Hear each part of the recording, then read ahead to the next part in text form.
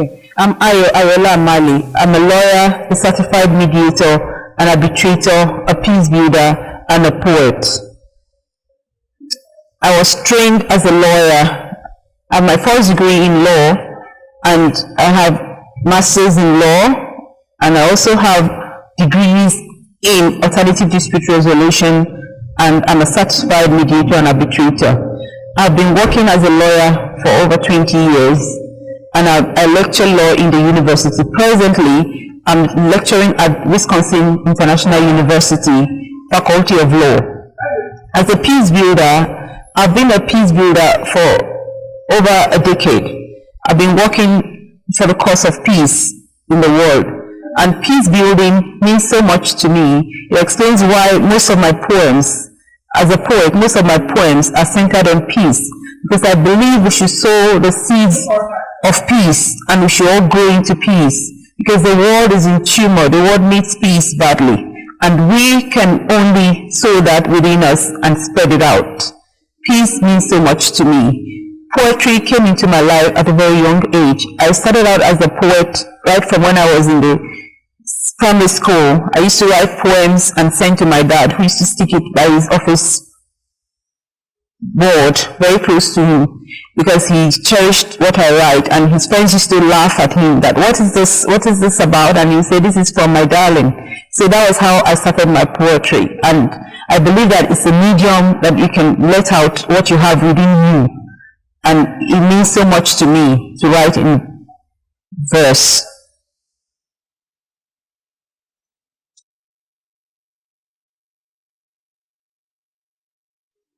Yeah. Poetry makes me feel life. As the founder of Splendors of Dawn Poetry Foundation, we are known as poets for positive change. We impact lives in very marvelous ways, because we go into schools, we have our projects, the projects that we run, we call one the Sun Project. And what that means is that we go to schools, we have poets who are invited to inspire students to talk about peace, to talk about love, to talk about harmony, and the things that make for world peace. And this has inspired a lot of children who now write their own poems on peace. Recently we had the International Peace Day, and we have kids do the peace dance. This means so much to me, because what it means is that they grow up imbibing these values. They know that living in peace and harmony is what can keep the world secure. And that means so much. Poetry can do so much powerful things, just like the arts. So we believe in the power of poetry because we know it can change things. Yes, it cannot fight wars, but it can change the minds of people. And wars start from the minds of people. And what that means is that once they grow up with the peace education, because we teach peace education as well, as a peace activist and a peace builder, most of my poems are written on peace. And we also teach peace education in schools under our peace, Go Into Peace project. Go Into Peace. We believe that we have to plant the seeds by growing into peace. We plant the seeds for people so that they grow and recognize that peace and harmony is what the world needs and what can move us forward. So poetry is doing a lot of marvelous things in Ghana, in Nigeria, where we have Splendors of Dawn. And we have great poets who are associated with us. We all have poets who know that poetry is what we can use as a tool to achieve some of these aims. Poets like Amata Ido, Auntie Ama, she's a poet, she's a famous Ghanaian poet. Professor Tikuro Kai, we have Professor Wona, we have Professor Shoyinka, we have so many poets. Some I met at the last poetry festival that I attended. Great poets from Africa who know that poetry is a tool that can be used for positive change. And these poets try as much as possible in their poetry to use poetry to send a message to the world that we need peace, we need love, we need harmony. Poetry as an art form has not been so recognized like people recognize music.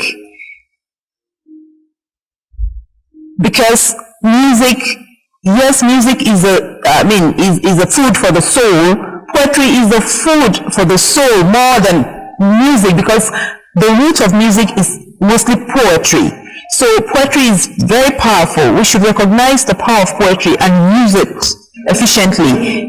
We discover that there's this bias when it comes to poetry. You don't get poetry in teaching in schools like you get other subjects being taught in schools, and poetry actually helps children to concentrate. It helps them to remember. It helps their retentive memory. So when they are able to recite poems, they're very good at remembering a lot of things. We teach poetry in schools. We know what it does to kids. So we always advocate for it, that bring poets to school, bring poetry to school, bring peace education to school. These are vital tools, but our politicians don't see this important value that we're talking about, because it's a great value. It's something that can help to impact the lives of our kids, to inspire them to grow up and with strong values that will help the society. The political class don't think so much of that. Even the institutions don't think much of it. So we're bringing that, trying to make them see the value. And I think this is important, because the value of poetry cannot be overemphasized. The value of peace education cannot be overemphasized. You have seen what it did in Japan, and I think it can do a lot of wonders in Africa, because we have a lot of conflicts in Africa. I'm a mediator, I'm a certified mediator, and we know what it is to mediate. But the issue is, let's plant the seeds of peace in these kids as they grow up, so that when they grow up, they will not depart from it.